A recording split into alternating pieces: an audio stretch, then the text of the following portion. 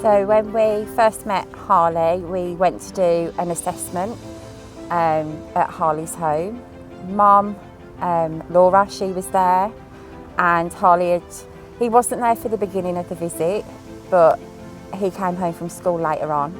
So obviously when Sarah did the initial assessment and I got to spend time with Harley on a one-to-one, during that time I could build the understanding of how he interacts communication-wise, how he signals his needs, the way he points to things, the way he gets your hand and moves it onto an item that he wants, and then that way I was able to build a care plan from that and the information that Mum gave us. I also went out on the first 4 visits with Harley, introduced the staff team very slowly. Laura and the family had never had support from any care provision before, so we had to build up the level of trust and the understanding of what we do as a company. So I went out for the first 4, introduced Arnold, and then Stephen, Lucy and the rest of the team joined slowly. We've been supporting Harley now for a year. We actually started during the 6 weeks holidays last year. During that time we have worked on a structured and routine for Harley, where he's got his solid staff team, which consists of Arnold, Stephen, Lucy and sometimes GP goes in as well.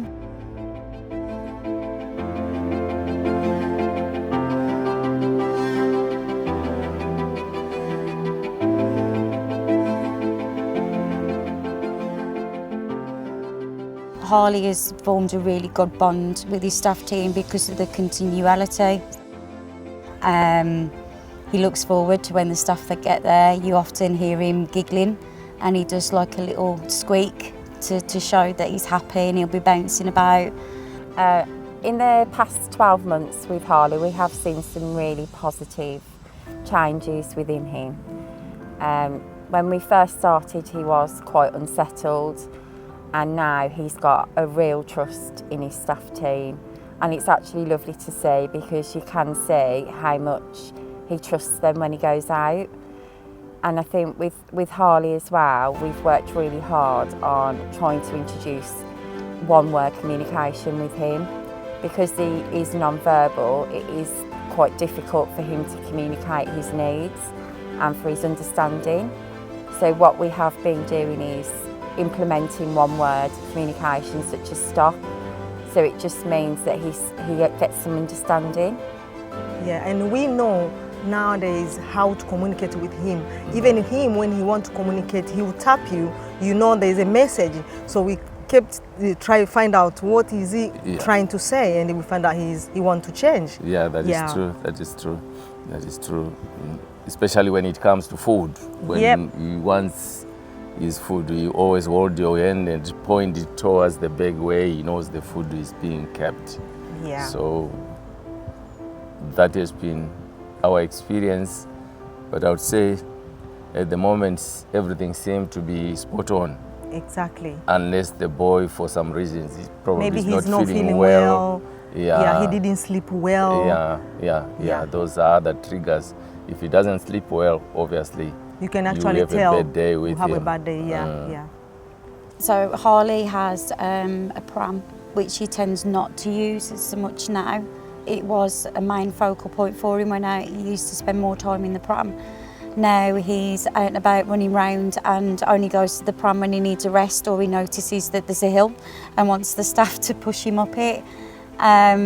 We've also noticed a positive improvement around road safety, whereas before we had to be really conscious around the roads because he would just run, whereas now he will actually hold onto his team members' hands to cross the road, and when he gets out of the car in the car park, he'll automatically hold on to the team member and then go on to his activity. That supports Mum, so she gets more time out to, complete tasks for herself, hospital appointments, doing shopping, and he goes out in the community. We go swimming, local parks. He's been to the zoo. He loves going to the fun fair, especially the bumper cars. And yeah, he's always happily, bubbly, bouncing about, got his little sensory belt. I would love for Harley to be able to communicate what he wants. I really would love him to develop his Makaton understanding more, just so that as he gets older, his choices and his thoughts and feelings are listened to.